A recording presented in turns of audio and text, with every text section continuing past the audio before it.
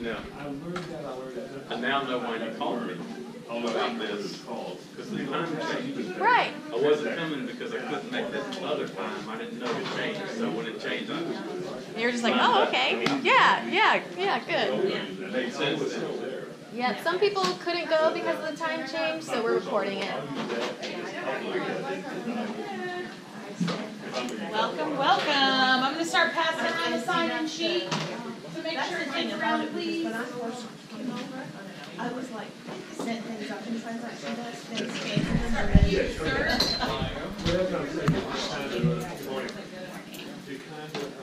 Good tournament. Did you have a nice trip?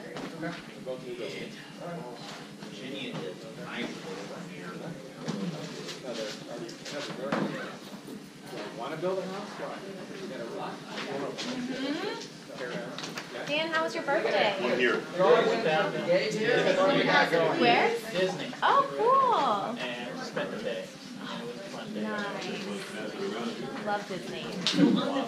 Did you get a pin? you can get a lot of stuff for $5. And by the way, That's what I'm saying. It's probably better on and on about trying to find a logo for this business transfer. walk across the And then I go on and I did it for me for $5. Then you build some up. So it's kind of like when you're messing around with The Historical Society controls pretty much how it's got to be built now. Dan, you're doing well. I think we're shook hands. Yep. Kind of sort of maybe. Father said.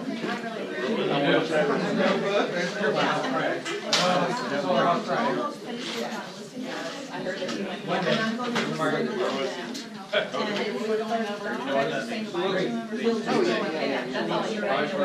they were just talking days out of Prague. I tell everybody, there's 4 offers in 8 hours.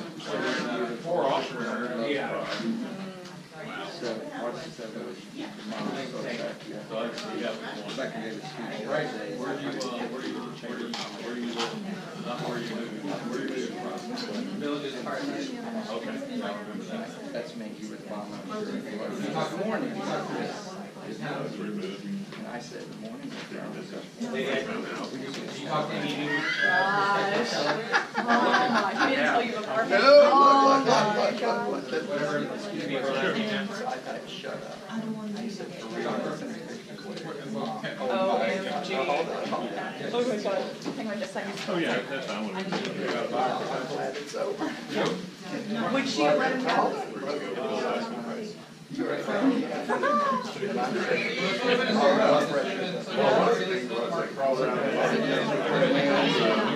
That's why I didn't say nothing. Say, we're driving this car. I would have killed him. So that's what's going on. Oh my God. Richard Rivers. Nice to see you. We were chatting about you earlier. Well, it's going to happen, my friend. It's going to happen. That's what KW is about. Well, dig into this. Are you going to be the whole time? Oh yeah. Good. Dig in. Any questions, comments? I'd love to have discussion. Thank you so much. Okay. So if you sneak out, Yes, I won't I'll see let you know. And how's that? He's going to be calling you soon. I've got some things to talk to you about. Because he doesn't call. Well, that's Jeff Henry. Yeah. No, it was you too. Oh, It was. well, maybe. Erica, you're going to introduce an introduction? You got an intro? You want to intro him?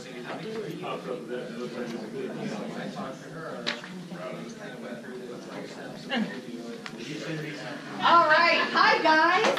Did you get my message? Call up the voicemail for you. Oh, I'm getting ready. You do? What kind of day? Good morning. Good morning.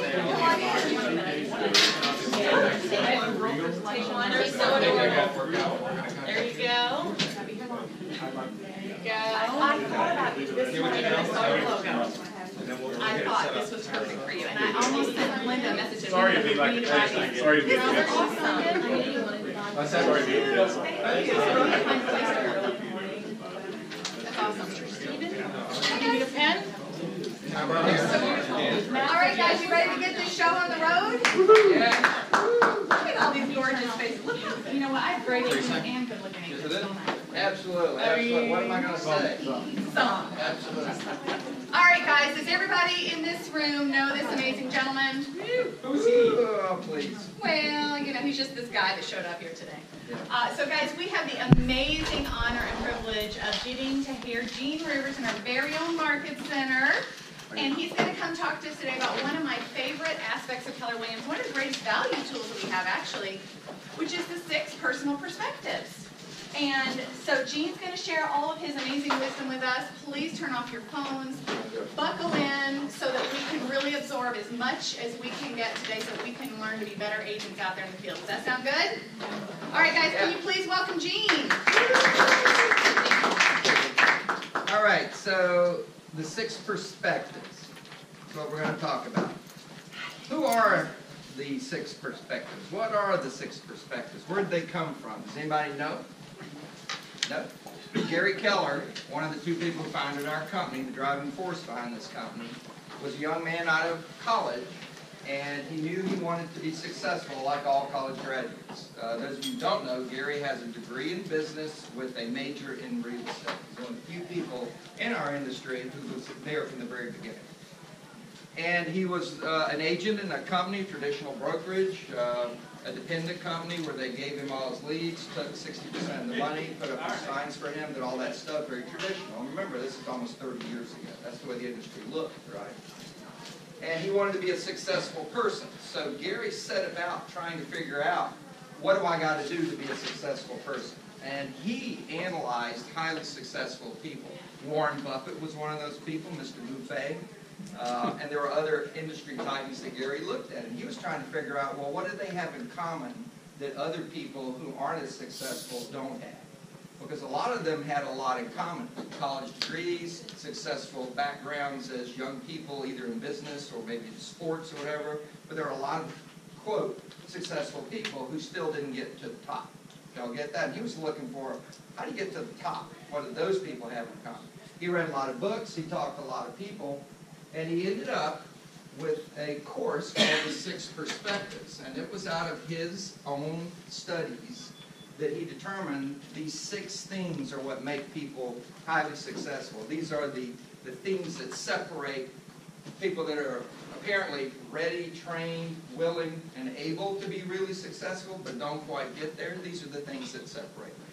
So, out of that, when KW got born, when he left that brokerage and started his own company, and then ultimately Keller Williams, it morphed into more than that. It morphed into a training program that we have today that only a few people teach, and I'm very proud to be one of those people, and that course is called Quantum Leap. And some of you have heard about Quantum Leap, or if you've been to a family reunion, you know a piece of Quantum Leap is taught every year, and every year it's taught at family reunion by Gary Keller, by Dick Dillingham, or by me. And it's one of my favorite courses that we have, period, hands down. And what Quantum Leap has that is not going to be what we talked about today is once you understand the 6 perspectives, then it leads to the habits of successful people. Because the first issue everyone has is the way they think. The way you think is the number 1 issue. Because the way you act is a result of the way you think. Yes or no? Yes. Yes. So if you want to get more production out of your actions, if you want to do things that get you where you want to go, you got to think right first. And this is very obvious, seems very simple, and yet it appears to be the most difficult things for people to do, to get their thinking right. But when you get your thinking right, then the next thing is, well, what are the habits I need to have? What are the habits? Because the truth is, the way highly successful people think creates habits in them, creates behaviors in them that ultimately get them what they want. Does that make sense? So we're going to talk about the first part, the most important part, which is getting your head on straight. NKW, those of you that are familiar with Keller Williams, this is our mission statement. Keller Williams' mission is to help build careers worth having, businesses worth owning, and lives worth living. What is your life worth living? How do you define that? And that's fundamental in getting your head on straight. We're going to look at that in a minute, but it's fundamental in getting your head on straight. You know, what do you want? Some of you, this is a primary income path for your family. Some of you, it's a secondary income path for your family. Some of you might be retired and it's an additional income, but you're basically not looking for a primary income to feed a family and pay for kids to go to school and all that, right? So you're all in different places, and yet you've got to define your life worth living in order to know what you're trying to accomplish in real estate. How much money can you make in real estate? A lot. A lot. Right? You can make a lot. Right? But most agents, most of NAR's membership, the vast majority of NAR's membership, the vast majority, we're talking about 900,000 to 1 million of the 1.2 million members of NAR do not make a lot of money. Is that true? That's true. That's true. I can't explain why all that is the way it is. I think I know reasons why that is the way it is, but the fact is most of the people in NAR are not having a life worth living. You gotta determine what that is for you, and that will lead to your big why.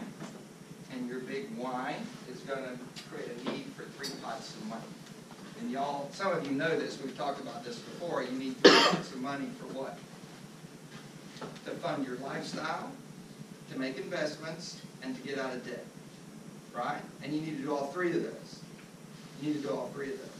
And you can do that in real estate because you can make more money. Right? You can do that. Now, the minute you think about those issues, it leads to the 6 perspectives. This is what Gary was saying. Gary wanted a magnificent life worth living. He wanted to have a big why to his career. You know what his big why for his career was? A lot of people in KW don't know this. I was there in the beginning when there were less than 5,000 agents, and I heard Gary talk about this. You got to think about this. Here's a guy that had a national franchise and only had 2 offices in the state of Florida, and I'm sitting there listening to him, and he stood up there and he said, I have a national franchise to change the face of real estate. That's what he wanted to do. He wanted to change the face of real estate. And I look at it now, and we are the #1 largest company in the world, and he has changed the face of real estate. Is that significant? This is what your big why can do for you, and this is what led him to want to know how to think in order to get his big why fulfilled. Well, all of you have one, and yet most of us aren't achieving it. Most of us are not achieving it. My wife and I got into this, and we owned a RE/MAX franchise, and we were quote-unquote building a successful life. We had a new house. We had 2 new cars. Things looked good. And Hurricane Andrew hit. We lived in Miami at the time when we started our real estate career, and we lost everything. And guess what we discovered? We hadn't built anything except a mountain of debt because we owed the mortgage, we owed the 2 car payments, only 1 car was working, and we had no resources to fall back on. We were making a lot of money, we were spending it as fast as we made it. We were stupid.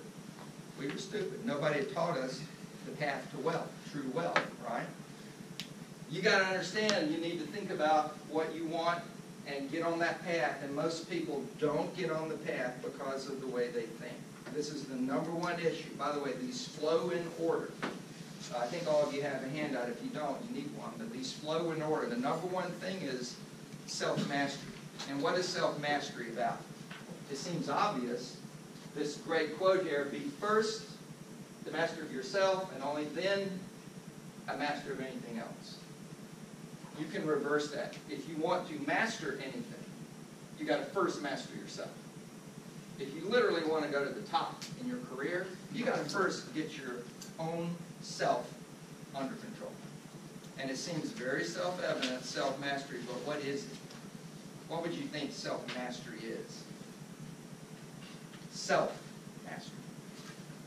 What would you think that is? Mindset. It creates mindset, but it's not mindset. I mean, everything is mindset if it's going on in your mind, so that could be one way to say it, but ultimately, that's not it. It's your ability to change your own behavior. Your ability to change your own behavior. And this is a very hard thing for people to do. It seems like something obvious, and it seems like something that ought to be relatively simple. But how many books have there been written on losing weight? How many books have been written on physical health? There are stores right down the street that are full of nothing but things to take to control your weight, to control your health, right? All kinds of pills, all kinds of stuff. This is true. There are people who go over there to that wonderful gym that's right over there and will write a check when the number one thing anybody has to do to improve their health is walk. Is that true? Yes. Walk. I ain't walking unless I pay somebody to holler at me to make me walk. That is the only way I'm ever going to walk more. You understand all that stuff exists. All that stuff. Weight Watchers and gyms and books and tapes on late night TV, all that stuff exists because of people's inability to control themselves. That's right. What's complicated about walking? And don't eat any meal bigger than what you can hold in your hands, and don't put junk in there full of sugar and starch. How complicated is this? It's simple. No. I'm not going to eat the right stuff in the right proportion unless I order it online and they ship it pre-measured meals to my house that's just the right amount and just the right ingredients, and then if that's all there is for me to eat, that's what I'll eat. But if I got to measure it myself, I'm going to get more on my plate and I'm going to put a donut on top of it. Is this true? That's true. So as simple as that seems, it is obvious that every human being on the planet struggles with this issue. This is not simple. This is not simple. This is really not simple. It's very complicated. How do you start to develop self-mastery? Positive talk to yourself. Say that again? Positive talk to yourself. Positive talk. That's a great idea. I mean, that's a really great comment. What else? Yeah? For me, in the past, it's been setting a goal to reach. So I'm working, if I don't have a goal that I'm working toward, then I'm trying all these different things. If I have something more specific that I'm working for, then it's easy to master that first. I love that Because comment. it's more specific. I love both of those comments, but I love that comment. I'm going to say it a different way, but I think you got it right. The path to that starts with pick one small habit that you either want to break or build. In other words, change one little behavior, just one. And all the research says, if you can successfully change one small behavior, the odds of you changing the next one are a little easier. Be focused. And then, say that again? Be focused. That's right. Be focused. Be focused. I'll give you a simple example of this. Rebecca, about 4 or 5 years ago, Rebecca's my wife and partner in Tallahassee, where we live, and in the businesses. But Rebecca, for our team, she decided she wanted to improve the physical health of everybody on the team. And there was a pragmatic reason, which is it's proven that when health goes up, energy goes up. When energy goes up, businesses do better. Literally.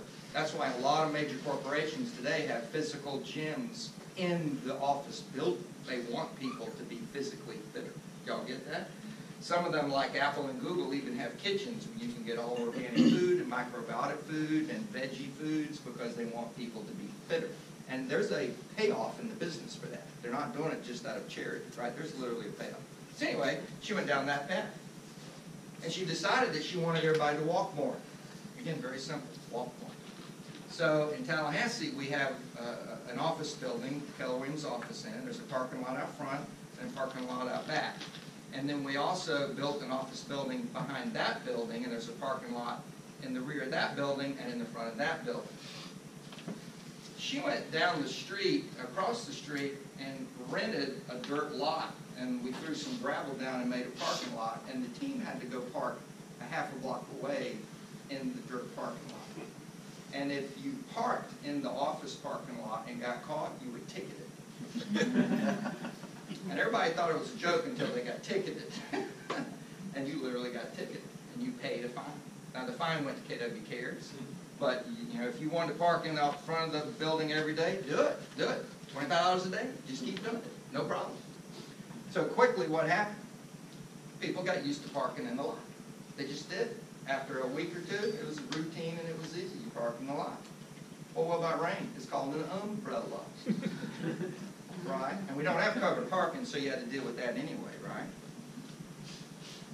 The next year, after 1 year of this, the next year, things were changing, and Rebecca gave the team, this is our team, the real estate team, everybody on the team a Fitbit. And she said this, okay, after a year of you doing this, you all now have increased your steps, whether you realize it or not. You all are walking more. At least 5 days a week, you're walking more than you've ever walked. And some of them were saying, yeah, and when I go to the office building, I'm actually taking the stairs now instead of the elevator. So there were small changes starting to happen. Y'all get that? And she said, everybody's got a Fitbit now, and here's what we're going to do. We're going to benchmark your individual steps. So in 3 months, she had a benchmark of how many steps. All you were doing was walking the half a block, and that was it. Then you benchmark that. If you were taking the steps too, benchmark that. If you joined the gym and were really working out, then she benchmarked that. But the point was, everybody individually had a benchmark. And then her goal was, over the year, we're going to grow that number. And there'll be benefits to growing that number. There'll be significant benefits to growing that number. After 3 years, this is the 4th year since she did that, after 3 years, 2 people on the team have lost over 30 pounds. And it wasn't just because of what she did, but once you put on a Fitbit, you actually have a accountability tool on your arm. Is that true? It's a tool. It helps you, right? The average number of steps on the team today, those of you who count steps will know this is a good number, it's 13,500. That's the average number. That's a massive amount. The 2 people who lost the most weight, one of them got off diabetes medicine, type 2 diabetes medicine, the other one got off high blood pressure medicine. Is that significant? My point of that story is, Rebecca and I understand the issue with this, how hard it is, but she made them change one habit. Stop trying to find a parking spot right by the door. Just stop that habit. Just stop it. I do this today now because of this, and a lot of people on the team do it. I go to Publix. I no longer pull in and drive and look for somebody going to their car that's pretty close to the door so you can wait. Back, right? You drive in the parking lot, go left, go right. It's all empty. Pick the farthest spot from the door you can find, park, and then walk. Just do it. Go to Macy's, go to the mall, go wherever you go, move it wherever you go. Pull in and immediately turn left or right. It's easy to find a parking spot, park, and walk to the door. It's a simple thing. It's a simple thing. Keep your car from being dinged. Say that again? And keep your car from being Keep dinged. your car from being dinged. Here's the funny thing. If you start doing that often enough, and that's all I do now, is you'll realize that people that pulled in behind you are still circling and you're walking in the door of the store. It's funny. I mean, you'll see. It's like, how dumb have I been for how many years? Right? This is a slow path to get to shopping with. So, do one thing. Change one thing. And here's the ultimate need to do this. If you want to be, this is what Gary found out, if you want to be significantly successful, the gap from where you, and by that, you could be a brand new agent, you've never sold anything. If you want to get to where you sell 30 houses a year, that is being significantly successful from 0. Y'all get that? You are going to need to become somebody different than who you are. The who you are that has sold no real estate is going to have to become somebody who can sell real estate. Y'all get that? And you are not that person.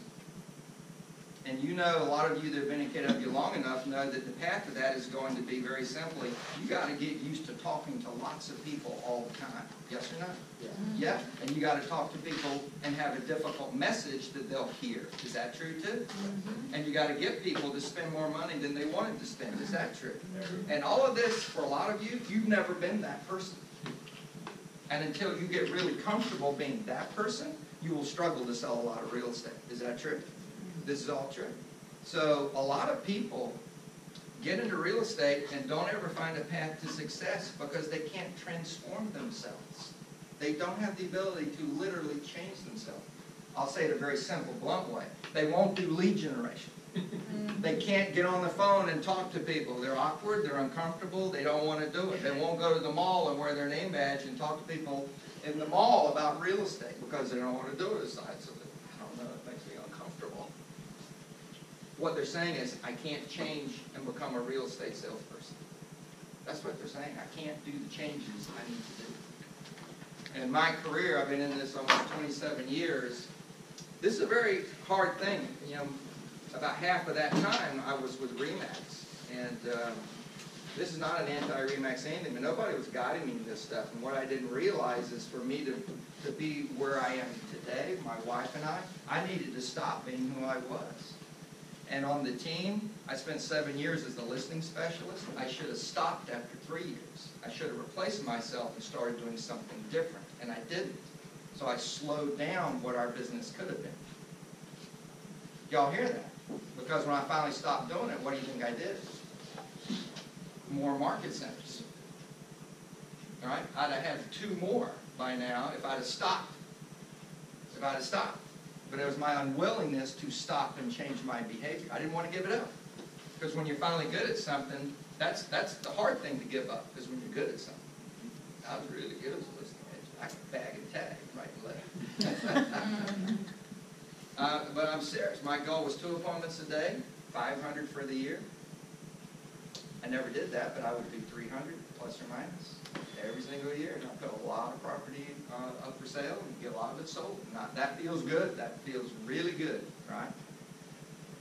But there are businesses I didn't open, businesses I didn't buy, businesses I didn't start because I was busy doing that. So this idea, when you're successful,